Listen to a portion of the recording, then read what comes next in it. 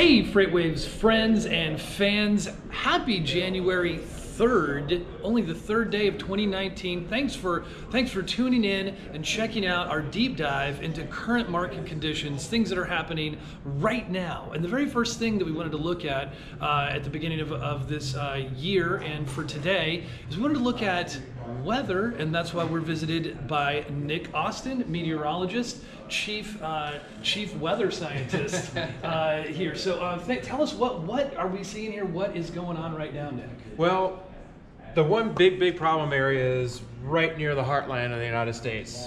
Freezing rain, icy weather right across the Oklahoma City area and around Wichita Falls, Kansas. Is the blue ice? The blue means ice? The blue is snow. Blue is snow. Red is red. Ice. That's freezing rain where areas are icing up. So what's happening is the rain is falling and it's freezing upon contact with bridges, overpasses, other elevated objects and things. Wow. Whose temperatures are 32 or below. So that's what's happening is the rain is freezing upon contact with the ground. So that's causing everything to ice over. And there have already been lots of accidents reported in Oklahoma City, some other parts of Oklahoma, and down into Wichita Falls, Kansas, Texas, which is right over the Texas line. And is this moving? What direction? It's all is this moving this way, but very, very, very slowly. Okay. So even though the freezing rain is probably going to kind of transition more to just like sleet and snow throughout the day, that's all going to cause just really slick conditions. It's going to stay over the same areas for several hours. It's not going to move real fast. Okay. And there's going to be a lot of snow in this area too. Once the freezing rain kind of changes over to snowfall, we're talking about several inches of snow on top of the ice in those areas. So that's going to make it even worse. What could go wrong, right? So just a little bit of everything. Definitely an area to avoid if truckers can do that. They're going to have to just scoot to the north around this. They can go to the south, but then they're going to hit a lot of rain across Texas where the temperatures are warmer. But okay, and up here not a major problem in the Northeast. I mean, we have some moderate snowfall right along the I-95 corridor in parts of Maine, but they're used to that, so that's not a big deal. And what's going on way over here? Just rain as per usual in Seattle? Mostly rain right now. There is some snow up here in the Cascades of Washington, and that will get heavier, especially tonight. There's going to be pockets of freezing rain and some icy weather over a lot of the mountain passes in the Cascades and the northern Rockies heading into Idaho and northwestern Montana. Now, that'll become more of a problem tonight rather than the daytime. But there is one more daytime problem. Yeah. You can't see it on the map because it's not precipitation, but across Montana, across central Montana, parts of southern Montana, east of the Continental Divide, strong winds. We're talking about fierce winds of 85, 90, 100 mile per hour gusts. That sounds dangerous. It's very dangerous. Okay. Dead hitting, impossible. Hauling light loads, very risky. Stay away from there. And yeah, even if you have full loads, it's going to be really difficult just to try and keep control of the. Tell me this, so when we're looking at this, and this equals rain as we see here. Correct. Well, what about when it's just like blue, but there's no like cloud cover over? Like, what does just blue here mean? Just that it has snowed and there is snow on the ground? Well, this blue here is actual precipitation right here. Oh, okay. So that's part of the index. It's part of the index right. of okay. So this is a hot market right now. Correct. Okay. But the blue on the precipitation is snow, and that red is freezing rain right there. And then the green and the yellows and the oranges, that's all rainfall. So. I see. And so and this is a soft market. Right. Interesting, whatever's going on there. Okay. And our Sultan of Sonar, Zach, will be talking about that. So. Yeah. Well, what should truckers and carriers be prepared for in this area where it's just a lot of rain? Where it's a lot of rain now. Across parts of the Gulf Coast and the Southeast, and we're talking about Atlanta all the way to New Orleans, over to the Carolinas. Tomorrow is where a lot of that rain is really going to be heavy. So along I-20, I-10, 75, 85, and eventually along the I-95 corridor through the Carolinas, the rain will be really heavy tomorrow. So there could be flooding. There could be some roadblocks where some secondary routes might be closed because of flooding during the day tomorrow. Just localized flooding. We're not talking about widespread flooding across that whole region. But from place to place. There could be flooding here and there, so we'll have to watch out for that. Thank you very much, Nick Austin. Fairly difficult conditions right now, but not as bad as you might think, considering it is the very beginning of a whole new year. And now we're going to look at what is happening and tell us, Zach Strickland, what is going on just in the market in general for us. As I understand, historically, this is a time where capacity is abundant.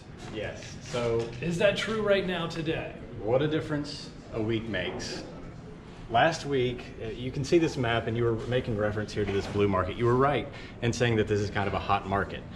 Something to note, though, is that this is over in this Intermountain, kind of high plains region, a very volatile area of the country. So you're going to see a lot of wide swings, but it's still kind of interesting to see any markets at all. If you can see all this red here, that's an indication that tender rejections in all of these markets has decreased. Soft market. This is standard for this time of year.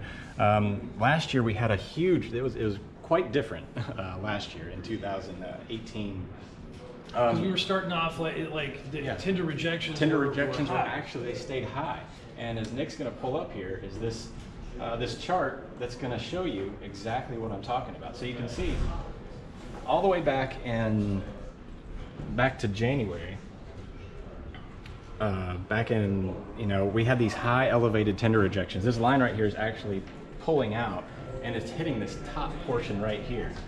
You can click on this year button. It'll pull you out. The tender rejections right back here. Ever since January of last year. Wow. Way higher. That is interesting. A negative 46% drop over the last 357 days. Okay. So this time last year, we were in a lot different market. Well, we've been predicting this softening for at least 2 months, if not 3, right? I mean, for quite some time we've been predicting it. So this is pretty much what we were expecting and what is historically consistent. Yes, this is what we call going back to kind of a normal routine. Even though volumes still are up a little bit year over year, it's not like we have seen this huge the market hasn't collapsed. It's just everybody's kind of adjusted to this new normal, if you will. Mm-hmm. This portion last year, a lot of it was due to lower rates.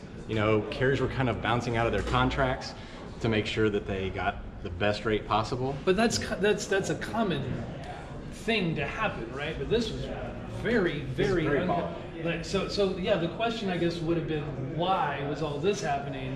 Not so much why is this happening now. Yeah. Well, we had unprecedented volumes at this time of year last year. The UPS and the retail season was bigger than expected. Carriers were caught off guard. The ELD was kind of more hype than it was. It was a soft ELD mandate back then, but more than anything, it was more of a carrier sentiment idea. Like they literally were jumping out of these contracts that were year-old. They were based on year-old volumes. The market was just too hot. They couldn't accept 20% lower rates. Okay, so now what do you predict as we end this week, weather notwithstanding? Are we going to see more of the same, or do you see like an uptick? Or no? I think we're going to see more of the same. I think this year, all signs are pointing to the market staying relatively cool for at least the next few weeks. But something to watch moving forward. I think we talked about it yesterday. Was that this Chinese port, inbound container volume into LA. LA kind of drove the market in the fourth quarter. So we're going to be watching the LA market quite closely over the next couple of weeks, just to see if that secondary push with the next wave of tariff deadlines coming up moving forward. We're looking at some interesting things. There is an aberration, and we're trying to get to the bottom of what's going on. First of all, we're going to find out if it's a real aberration.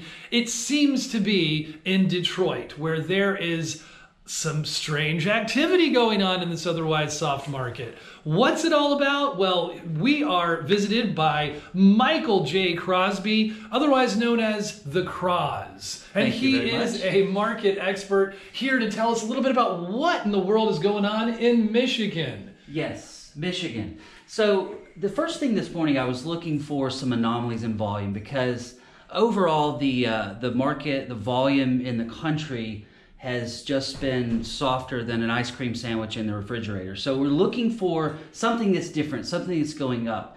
First thing that caught my eye was the Midwest, more specifically Michigan and the Detroit. And why are we looking at outbound tender market share specifically? What does that tell us? Well, essentially, you're looking, if you look over here on the right side of the chart, so you'll see like things dropped off. Post-Christmas, everything dropped off. This is an actual percentage of the nation's volume. So you see where it went below 0.75% to over 2% of the market share, which is huge. Just to give you an idea, Atlanta is the largest market, and it's sitting about 4.6%. So this is huge just for Detroit. This is only one of the 3 markets in Michigan that we're looking at here, the market share. Okay, so that's the first thing we're looking at, that the market share spiking above the national average right now. Right. Okay. Right. And then let's check out your other. We can look at the volume just to make sure. So we want to be sure. Okay, yeah. Okay. The outbound tender volume index Tender for Detroit. volume. So this is essentially validating what we're looking at, just to make sure. Obviously, the entire volume for the country drops after a holiday, and especially after 2 holidays. So this is the actual volume that's coming out, and just keep in mind this is an index. But you'll see we have recovered just about to highs that have hit previously in the entire year, even going back into the summer on the volume index for Detroit. So this kind of validates what we're looking at to make sure it's we're not just looking at one dimension of the market. And in fact, if you look at the next chart, Grand Rapids is the 2nd largest market in Michigan. So it's not just Detroit. Not just Detroit. It's maybe all of Michigan. Right, exactly. Okay. So, wow, yes. Yeah, exactly. So you'll see where we went up, I think it was 68%.